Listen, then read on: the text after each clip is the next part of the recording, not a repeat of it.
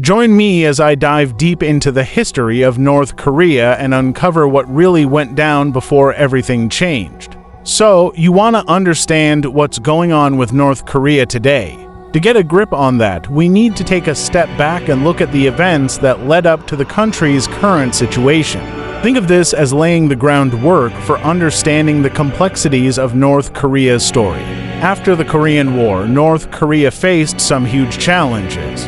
The country was in shambles and the economy was in a tough spot. The government was trying to rebuild, but it was a struggle. The international community wasn't exactly rushing to help, and the country found itself pretty isolated. This combo of economic hardship and political isolation really shaped North Korea's path. The war had left deep scars, and the country was struggling to feed its people. The government was under pressure to deliver, but it was a tough time. The economy was largely based on agriculture, but the country lacked the resources to really make it thrive. As a result, people were struggling to get by. The global community wasn't much help either. The country was caught in the middle of the Cold War, and that made it hard to get support from either side.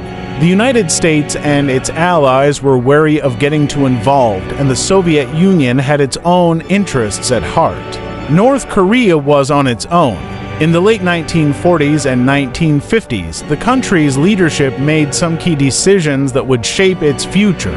They went for a socialist-style economy, which didn't exactly pan out as planned. The country became super isolated, and that only added to its economic woes. The 1970s were a pivotal time for North Korea. The country was trying to modernize, but it was a struggle. The economy was still in a tough spot, and the government was getting more and more authoritarian. This was the era when the country started to develop its own unique ideology, which would become known as Jukki. One of the most significant events in North Korea's history was the establishment of the Kim dynasty. This was when Kim Il-sung took power and started to build a cult of personality around himself. It was a turning point for the country, and it set the stage for the authoritarian regime that would follow. The Kim dynasty's rise to power had a huge impact on North Korea's identity and governance. The country became even more isolated, and the government became super controlling. The Kim family's grip on power was tight, and it would be a major factor in shaping the country's future. So, what does it all add up to?